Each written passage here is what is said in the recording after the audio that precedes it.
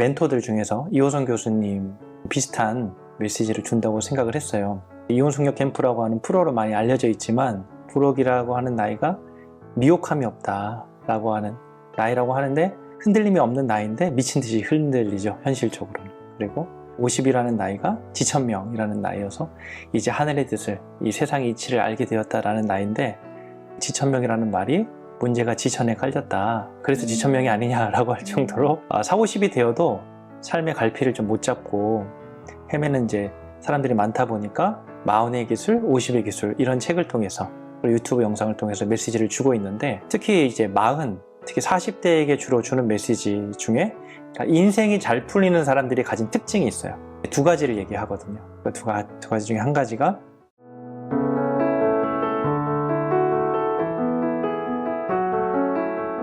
네, 조윤재 작가님의 다산의 문장들을 읽고 느낀 점이 있다면 어떤 게 있을까요? 오아시스에서 이 다산의 문장들이라는 책이 나왔는데, 다산이라고 하는 한 유명한 인물이죠. 우리 조선시대 셀럽이죠. 베스트셀러 작가이기도 한데, 이분이 주로 하는 메시지가 멘토들 중에서 이호선 교수님 비슷한 메시지를 준다고 생각을 했어요. 이혼숙녀 캠프라고 하는 프로로 많이 알려져 있지만 40대, 50대를 겨냥한 40의 기술, 50의 기술, 이제 40이라고 하는 나이가 부록이라고 하잖아요.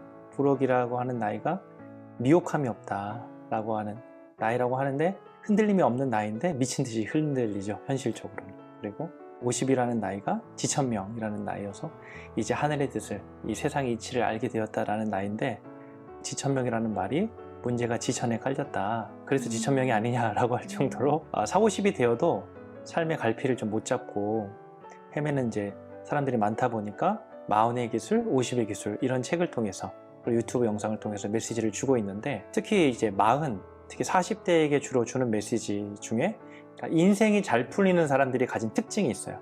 두 가지를 얘기하거든요. 그 두 가지 중에 한 가지가 긍정성이에요. 그리고 삶의 주도성.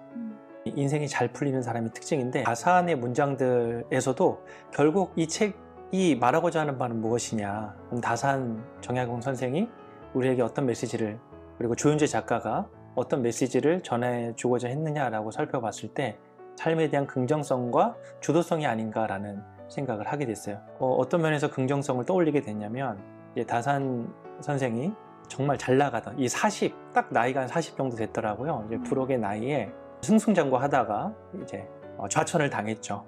그러니까 정조의 왕의 이제 돌아가시고 나서 정말 아끼던 총애하던 신하였는데, 이제 그런 정적들이 천주교인이라고 하는 부분으로 몰아서 이제 유배를 보내게 된 것이죠. 집안이 다 패족이 됐잖아요. 그럼에도 불구하고 이 긍정성을 가지지 않았다면 과연 견딜 수 있었을까? 정말 긍정의 화신이 아닌가라는 생각을 했어요.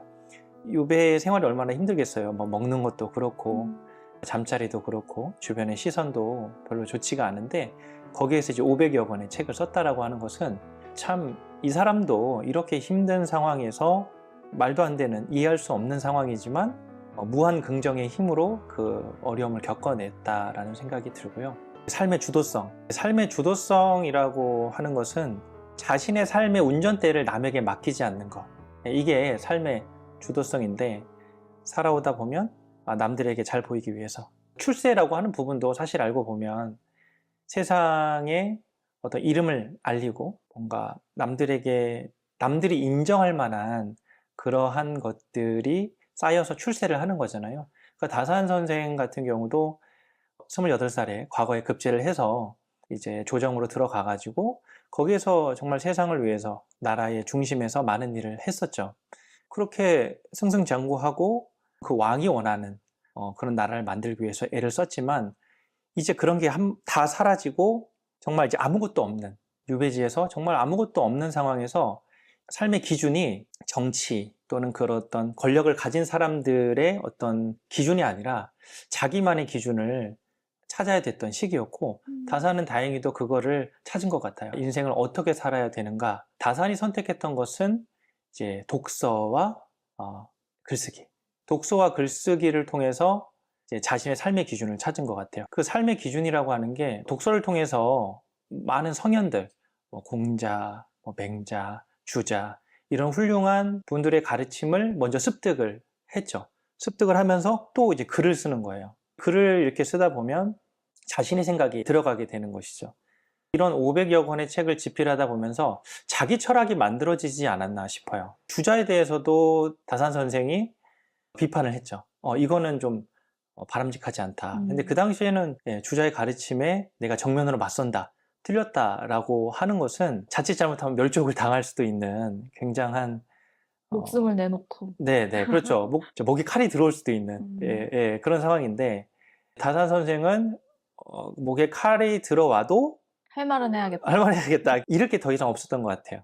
정말 이제 가진 자의 여유가 아니라 아무것도 없는 사람의 여유이지 않나. 어차피 더 떨어질 데가 없잖아요. 아마 다산 선생이 궁궐 안에 있었으면 가능했을까 싶기는 해요. 예, 아무리 다산 선생이라 하더라도 주변 사람들의 눈치를 보지 않았을 수는 없고, 게다가 이제 정조라고 하는 자신의 백그라운드도 사라졌기 때문에 과연 그 상황에서 자기 소리를 얼마나 낼 수 있었을까? 이거는 보이지 않는 존재인 주자라고 하는 엄청난 스승, 그 권위에 도전하는 것이고, 또 그 스승을 따르는 다른 제자들, 유학자들이잖아요.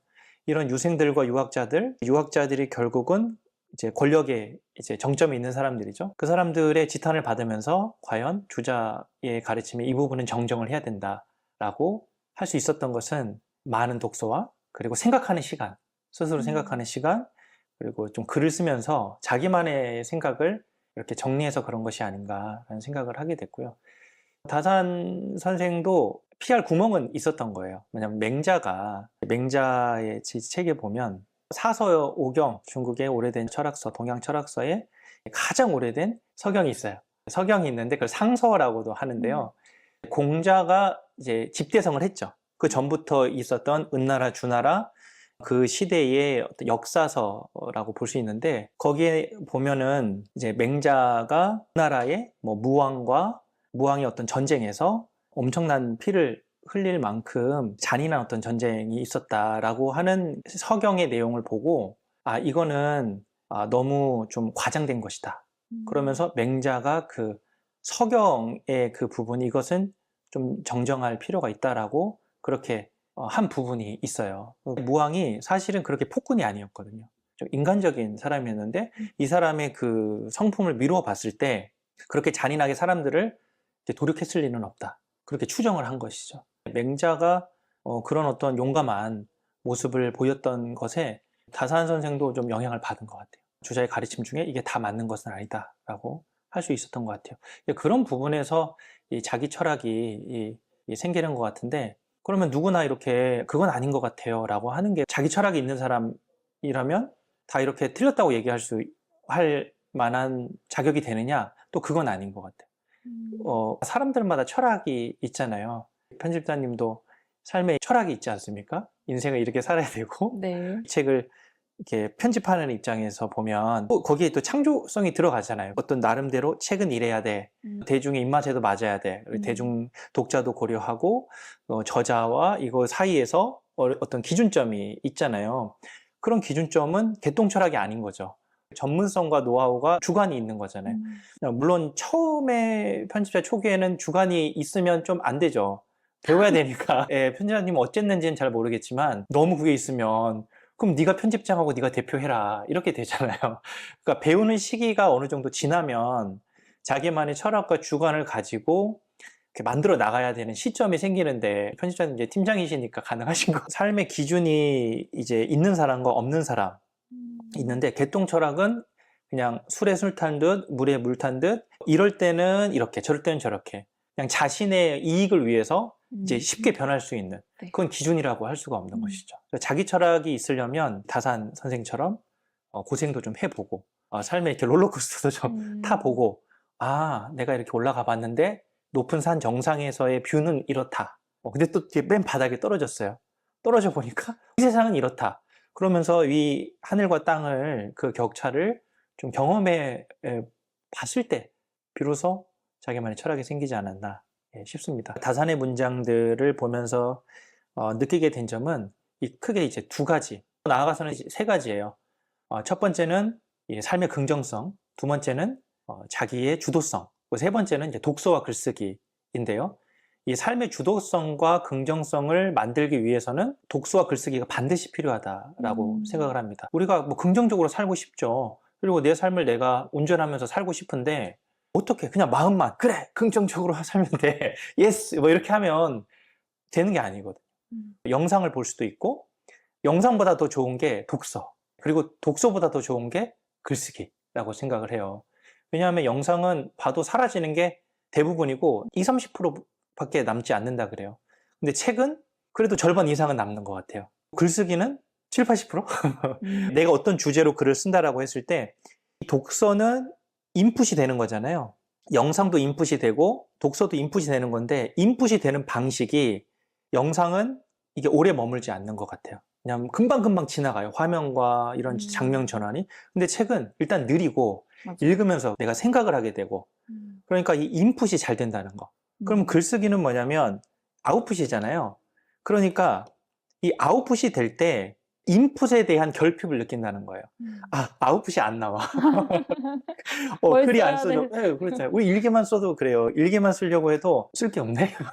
예, 오늘 하루 산 게 뭐 정신 차리고 산 게 없는 거예요. 그냥 막 산 거죠.